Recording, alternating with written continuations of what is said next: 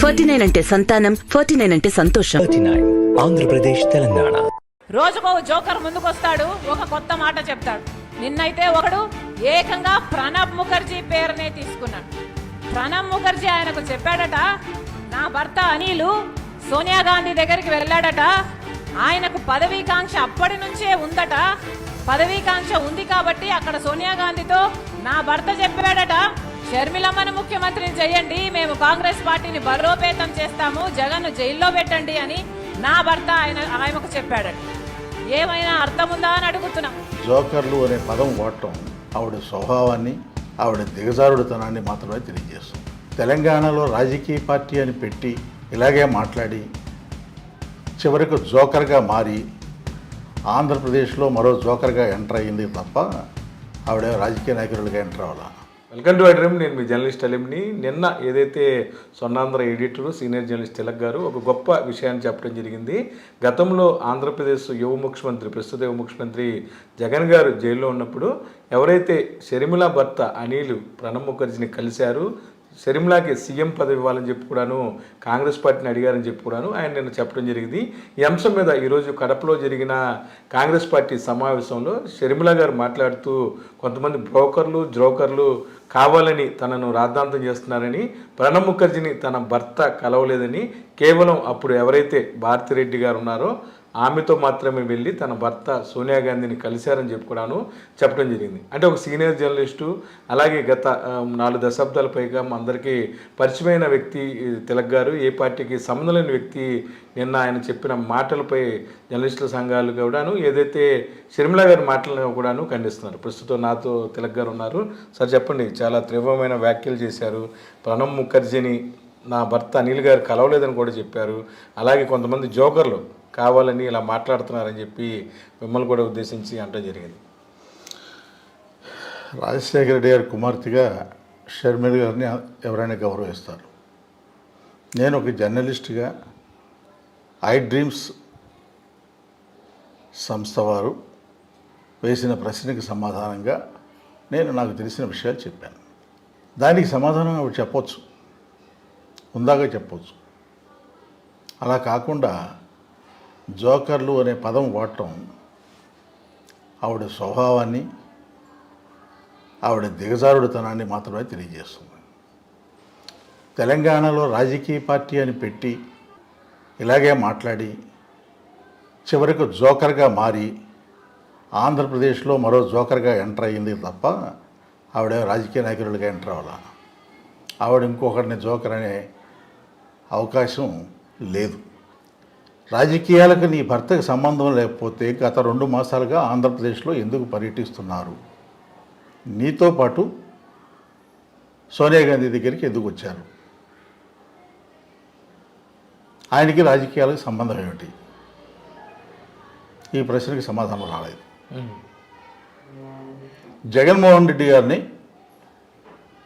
మీ మొట్టమొదటి పర్యటనలో కటువైన పదజాలంతో, అనుచిత పదజాలంతో, బహుశా షర్మిలారెడ్డి గారికి 40 ఏళ్ళు పైన ఉంటాయి, 40 ఏళ్ల తర్వాత తన అన్న పేరు జగన్ రెడ్డి అని మాత్రమే గుర్తొచ్చిందంటే ఆవిడ కడుపులో ఎంత ద్వేషం ఉంది, ఎంతగా రగిలిపోతుంది అనేది అర్థమవుతుంది. అలాంటి మనిషి నువ్వు విమర్శలు చేశావు, నీ నోటికి వచ్చినట్టు చేశావు, నీ ఎంత అన్నావు, మరొకటి అన్నావు. అలాంటప్పుడు విమర్శలు ఆ పార్టీ నుంచి వస్తాయి, జర్నలిస్టుల నుంచి విశ్లేషణలు వస్తాయి, ఏ పార్టీకి సంబంధం లేని వాళ్ళు మాట్లాడతారు. నా వరకు నేను 46 సంవత్సరాలుగా జర్నలిజంలో ఉన్నాను. నీ అన్నతో పాటు సంవత్సరం క్రితం వరకు నువ్వు సెయిల్ అయ్యావు.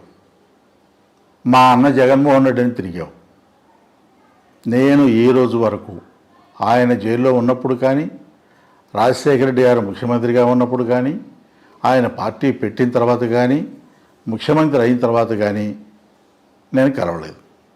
ఒక్కసారి ముఖ్యమంత్రి అయిన తర్వాత ఒక 1 నెల రోజుల క్రితం జర్నలిస్టులకి ఇళ్ల స్థలాలు ఇస్తానని ప్రకటించినప్పుడు ఓ 10-15 మంది జర్నలిస్టుల మధ్యలో నేను కూడా ఉండడం తటస్థించింది తప్ప ఏనాడు నేను వెళ్ళి జగన్మోహన్ రెడ్డి గారితో ఒంటరిగా కలిసింది లేదు. ఎవరి గురించైనా మాట్లాడేటప్పుడు వాళ్ళు ఎవరు, ఎలాంటి స్వభావం ఉన్నవారు తెలుసుకుని మాట్లాడాలి.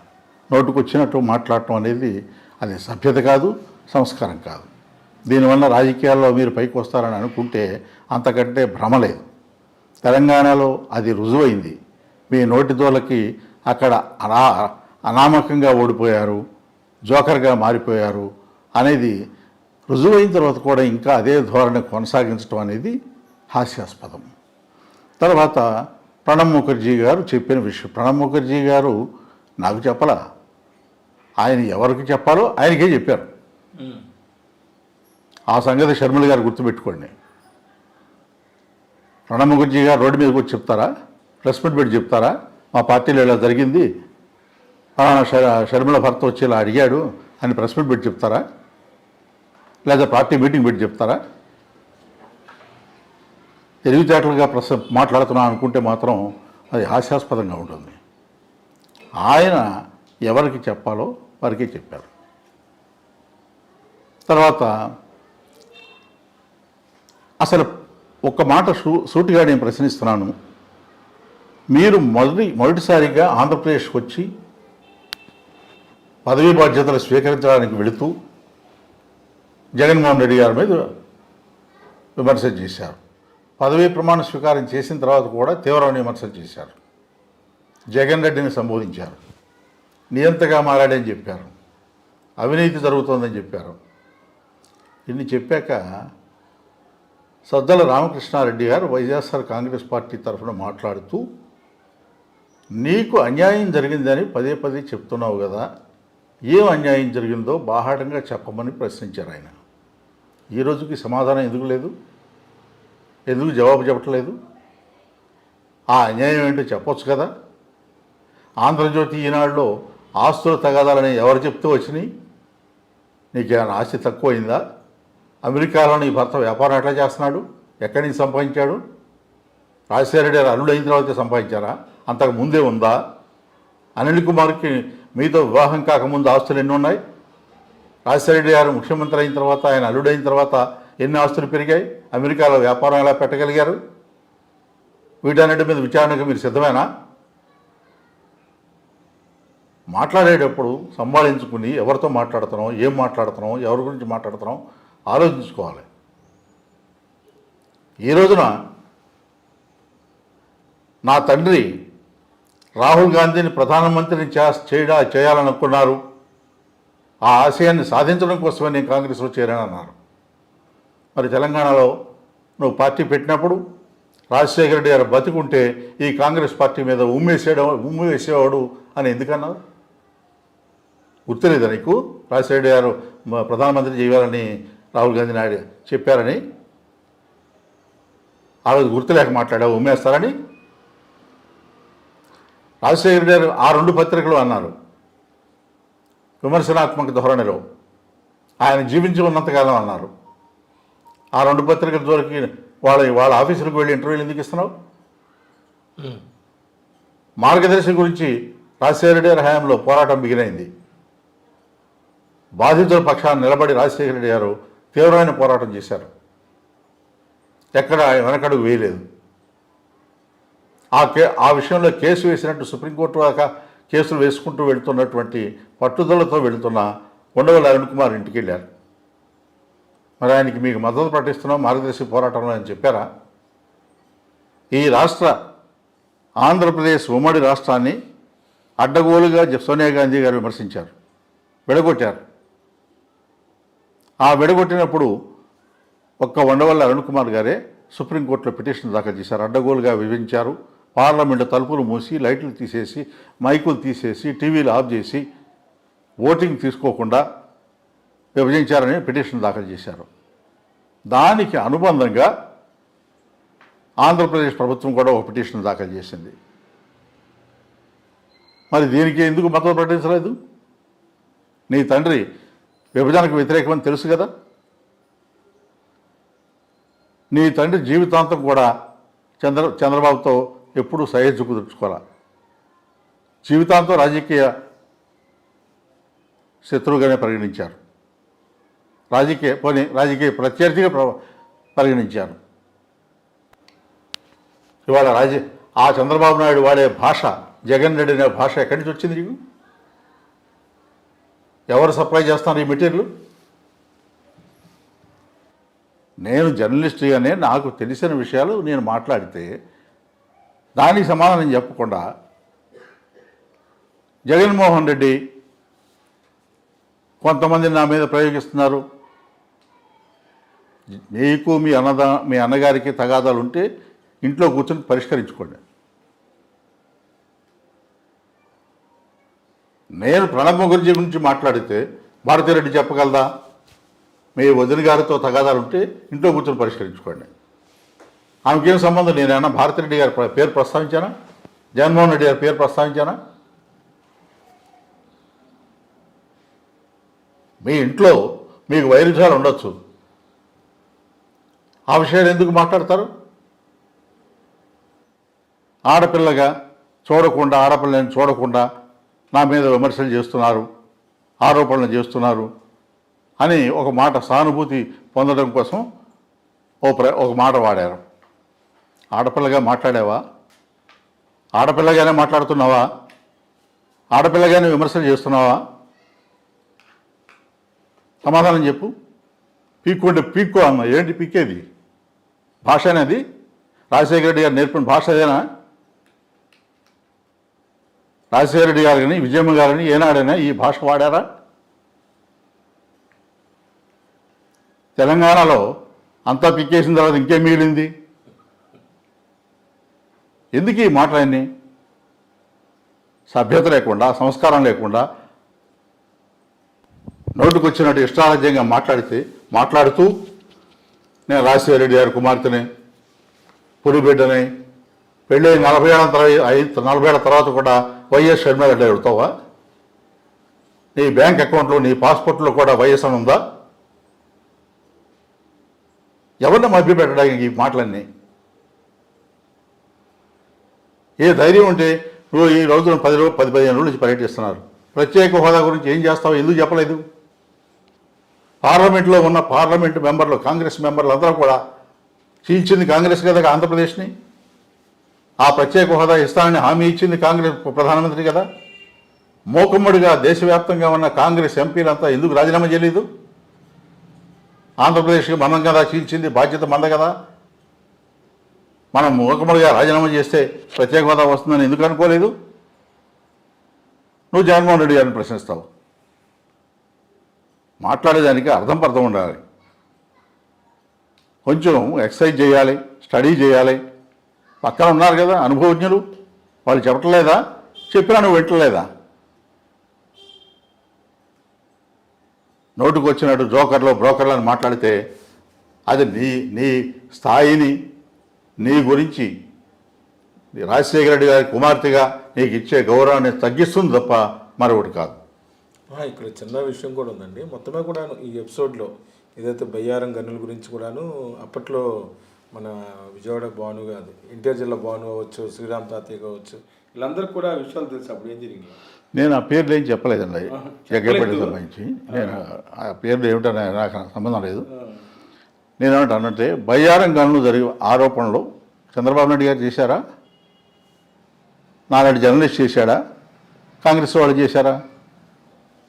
ఆ బయ్యారం గనుల గురించి చంద్రబాబు నాయుడు ఎందుకు ఆరోపణ చేశాడు? దాన్ని ఎందుకు క్వశ్చన్ చేయవు? నేను ఒక విశ్లేషణ ఇచ్చాను. ఈ రాష్ట్రంలో రిజర్వ్డ్ కాన్స్టిట్యూన్సీస్ 27 ఎస్టీ నియోజకవర్గాల్లో ఓట్లు చేర్చడం కోసమే, దళితుల ఓట్లు, క్రైస్తవుల ఓట్లు చేర్చడం కోసమే నిన్ను తీసుకొచ్చి సెకండ్ లేక ముందు పెట్టి ప్రయోగం చేస్తున్నారని దానికి ఎందుకు సమాధానం చెప్పలేదు? మణిపూర్లో క్రైస్తవుల మీద దాడులు జరిగితే జగన్మోహన్ రెడ్డి మాట్లాడలేదన్నారు. నేను ప్రశ్నించాను, తెలంగాణలో పార్టీ నువ్వు నడిపేటప్పుడు అది జరిగింది, ఎందుకు సమాధానం చెప్పలేదు, ఎందుకు ప్రస్తావించలేదు, ఎందుకు కేంద్ర ప్రభుత్వాన్ని విమర్శించలేదని నేను ప్రశ్నించాను. దానికి ఎందుకు జవాబు చెప్పలేదు? అంటే జోకర్ అనే పదం చాలా ఇబ్బంది కలిగించే పదం. 45 సంవత్సరాల పాటు జర్నలిస్ట్గా మీరు ఉన్నారు. మంది ఎవరినైనా అనకూడదు. ఎవరినైనా పొలిటికల్ విమర్శలు చేసేటప్పుడు ఆచితూచి మాట్లాడాలి. ఆవిడకి ఆ సభ్యత ఉందని నేను అనుకోవట్లేదు. ఆవిడ ఆలోచించుకోవాలి. రాజశేఖర రెడ్డి గారు, విజయమ్మ గారు ఎట్లా పెంచారా? ఇదేనా మీకు నేర్పిన సభ్యత? అంటే మేము కలిసినప్పుడు భారతిరెడ్డి గారు గౌరవ సీఎం గారి భార్య కూడా ఉన్నారని చెప్పడం జరిగింది. నేను ఆవిడ ఉన్న జగన్మోహన్ రెడ్డి గారు భార్య ఉండగా కలిశారని నేను చెప్పానా? నేను చెప్పలేదు కదా. క్రైస్తవ మతానికి చెందిన కొంతమంది ద్వారా అపాయింట్మెంట్ తీసుకుని అనిల్ కుమార్ కలిశారని చెప్పాను. ఏది జగన్ గారు జైల్లో ఉన్నప్పుడు? జైల్లో ఉన్నప్పుడు సీఎంగా నా భార్యగా దీనికి జవాబు చెప్పాల్సింది ఎవరు? అనిల్ కుమార్ చెప్పాలి. ప్రణబ్ ముఖర్జీ చచ్చిపోయాడుగా ఎలా చెప్తారంటుంది ఆవిడ. అవును, రాజశేఖర రెడ్డి చనిపోయాడు. మరి రాజశేఖర రెడ్డి గారు చెప్పినవి అన్నీ సజీవంగానే ఉన్నాయిగా, అవి ఎందుకు పాటించట్లేదు? ప్రణబ్ ముఖర్జీ గారు చనిపోయినా ఎవరికి చెప్పాలో వాళ్ళకి చెప్పాడు. అది అవునండి వాస్తవం. అప్పుడు కొన్ని పత్రికలు కూడా రాసినాయి. లేకపోతే ఈ విషయాలు బయటకి ఎట్ట వస్తాయి? అవును, ఆయన ఎవరికి చెప్పారో స్పష్టంగా నాకు తెలుసు, నేను పేరు చెప్పడం. అంటే అంత అత్యాస ఎందుకండి అనిల్ అనే వ్యక్తికి? ఇప్పుడు నేను ఒక మాట చెప్తానండి. షర్మిల గారు ఆంధ్రప్రదేశ్కి వచ్చారు, కాంగ్రెస్ అధికారులకు వచ్చేస్తా పోనీ 40 సీట్లు వస్తాయని చెప్పగలరా? మీకు ఆ ధైర్యం ఉందా? కాంగ్రెస్ కోర్టుకి ఎందుకు వేస్తాం? రాష్ట్రాన్ని విభజించి నాశనం చేస్తే ఆ ధైర్యం అది వేరే విషయం. నేనేమంటానంటే, మీరు కాంగ్రెస్ పార్టీని ఉనికిని కాపాడే పరిస్థితి తీసుకొస్తారా? మీకు సీట్లు వస్తాయా? మీకు 40 సీట్లు వస్తాయని చెప్పగలరా? లేదు అధికారంలోకి వస్తుందని చెప్పగలరా? ఎవరు మేలు చేయడం కోసం వచ్చారు మీరు? ఏ ఉద్దేశంతో? మీ ఆంధ్రప్రదేశ్లో పిసిసి ప్రెసిడెంట్గా మీకంటే గొప్పవాళ్ళు లేరా? ఏం సాధించారని మీకు పిసిసి ప్రెసిడెంట్ ఇచ్చారు? జగన్ గారి టార్గెట్ అంతే. రాజకీయంగా మీకు ఏం అవగాహన ఉందని? ఒక సంస్థను నడపాలంటే, ఒక రాజకీయ పార్టీని విశేషమైన అనుభవం ఉండాలి. తెలంగాణలో మీకు అనుభవం లేదు, ఫెయిల్ అయ్యారనేది అర్థమైపోయింది కదా. మీకే ఎందుకు ఇచ్చారు? రాజశేఖర రెడ్డి కుమార్తె కాకపోతే మీకు ఇచ్చేవాళ్ళ?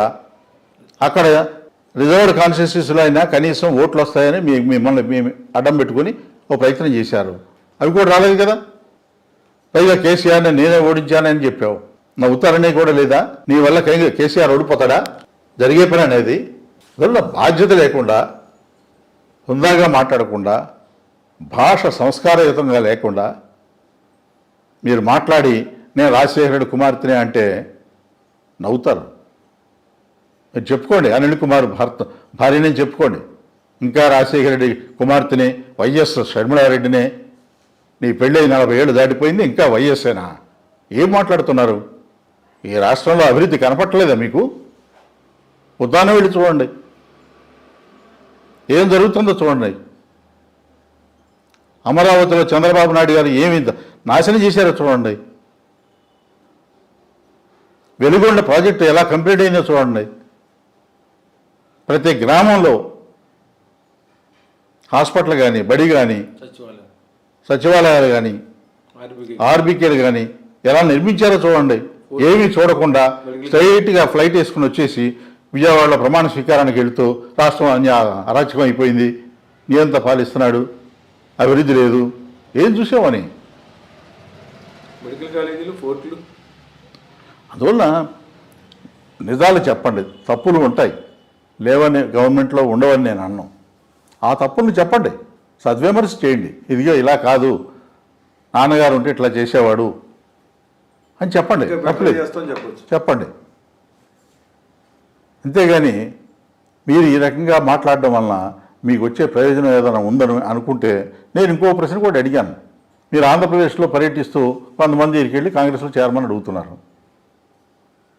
మరి రాజశేఖర రెడ్డి గారికి సన్నిహితంగా ఉన్న కన్నా లక్ష్మణ్ గారి ఇంటికి ఎందుకు వెళ్ళలేదు? బొత్స సత్యనారాయణ గారి ఇంటికి ఎందుకు వెళ్ళలేదు? ధర్మాన ప్రసాదరావు ఇంటికి ఎందుకు వెళ్ళలేదు? కన్నబాబు గారి ఇంటికి ఎందుకు వెళ్ళలేదు? వెళ్ళాలి కదా. కనీసం తెలంగాణలో నువ్వు పార్టీ పెట్టినప్పుడైనా వెళ్ళావా? ఇక్కడ ఎందుకు వెళ్ళాల్సి వచ్చింది? అందువల్ల ఆవిడ రాజకీయాల్లో చాలా నేర్చుకోవాల్సి ఉంది. ఇప్పటికైనా ఆ హుందాతనం నేర్చుకుంటే ఆవిడకే శ్రేయస్కరం, లేదంటే మరింత నవ్వులు పాలు అవుతారని మాత్రం నేను చెప్పగలను. అంటే మొత్తానికి మీరు ఏదైతే ఆ వ్యాఖ్యలు కట్టుబడి ఉన్నారో ఎన్ని వాస్తవాలు? కట్టుబడి ఉన్నాను. కడపలో ఏదైతే కాంగ్రెస్ పార్టీ అధ్యక్షురాలు షర్మిల చేసిన వ్యాఖ్యలపై తీవ్రస్థాయిలో ఆగ్రహం వ్యక్తం చేస్తున్నారు సీనియర్ జర్నలిస్టు తిలక్ గారు. మొత్తం మీద కూడాను తను మాట్లాడిన మాటలు ఏదైతే ప్రణబ్ ముఖర్జీ ద్వారా బ్రదర్ అనిల్ కుమార్ గారు ఖచ్చితంగా తన భార్యకి సీఎం పదవి ఇవ్వాలని జగన్ గారు జైల్లో ఉన్నప్పుడు చెప్పారు, అది వాస్తవం. అది ఎవరు చెప్పారు ఏంటో కూడాను వాళ్ళకి తెలుసని చెప్తున్నారు. మరి పక్కన ఎవరైతే ప్రత్యర్థులను కానీ జర్నలిస్టులు కానీ ఏదైనా విమర్శించేటప్పుడు 1-2 సార్లు ఆలోచించుకొని మాట్లాడాలంటున్నారు. అంతేకాకుండా ఆంధ్రప్రదేశ్లో ప్రస్తుతం జరుగుతున్న అభివృద్ధి కంటే బెటర్గా అభివృద్ధి చేస్తానని చెప్తే నమ్ముతారు తప్ప ఏదో ఒక నేపథ్యంతో తెలుగుదేశం పార్టీ వేరే వాళ్ళు ఇచ్చిన స్క్రిప్ట్ల ఆధారంగా చదువుతున్న షర్మిల గారు ఇప్పటికైనా ఒకసారి ఆలోచిస్తే బాగుంటుందని జర్నలిస్టుల తరఫున కూడాను మేము కూడా కోరుతున్నాం. వీడియో జర్నలిస్ట్ విజయ్తో కలిసి ఐడ్రీమ్ కోసం అబ్దుల్ అలీ, విజయవాడ.